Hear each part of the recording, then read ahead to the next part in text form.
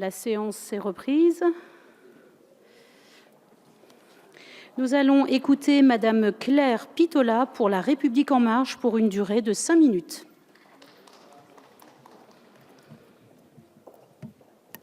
Merci Madame la Présidente. Monsieur le Ministre, Madame la Présidente de la Commission, chers collègues, jusqu'ici, que ce soit à l'Assemblée ou au Sénat, les débats autour du projet de loi de financement de la sécurité sociale pour 2018 se sont très essentiellement cristallisés sur la hausse de la CSG et ses effets de bord, au point d'occulter tant la philosophie d'ensemble de cette mesure en particulier que l'esprit général du PLFSS.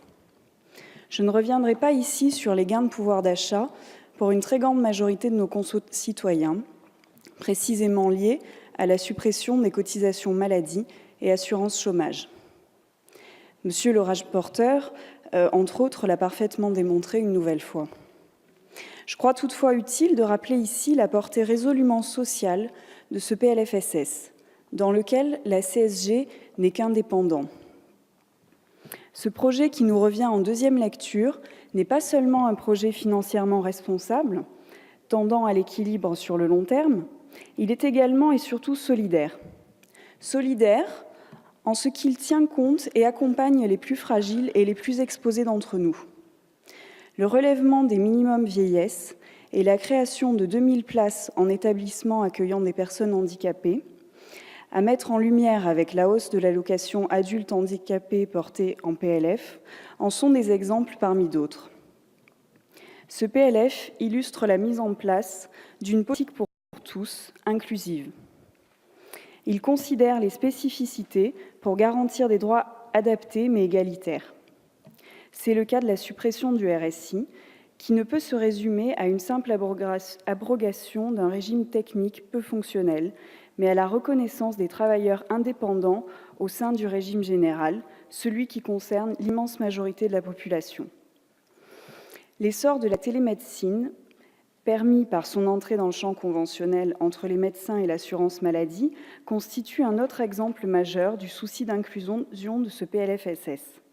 Grâce aux dispositions de ce dernier, à n'en pas douter, les partenaires conventionnels ne tarderont pas à définir les tarifs des actes de téléconsultation et de téléexpertise.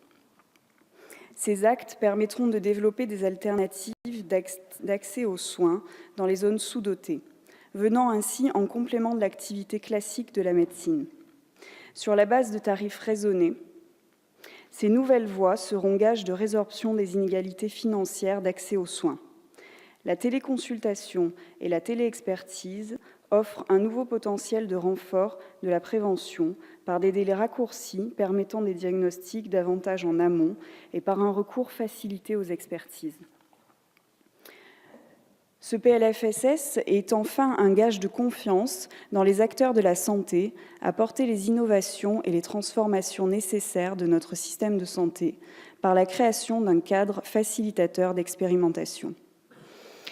Il revient à l'Assemblée nationale la responsabilité de donner corps aux mesures sociales de ce PLFSS. L'efficacité de ce projet tiendra dans notre capacité à préserver l'intégrité en se souciant avec constance de sa cohérence d'ensemble. Il convient en outre de ne pas perdre de vue que ce premier PLFSS de notre législature est à considérer au regard des prochains PLFSS à venir, augurant d'une refondation en profondeur de notre politique de santé à l'égard de tous, notamment en matière de prévention. Enfin, qu'il me soit permis de terminer mon intervention par un hommage à Françoise Héritier, ethnologue et anthropologue décédée le 15 novembre dernier. Elle s'est notamment illustrée par un engagement résolu pour la santé dans les milieux pénitentiaires. Elle avait la volonté que ces recherches aient une finalité concrète dans nos vies.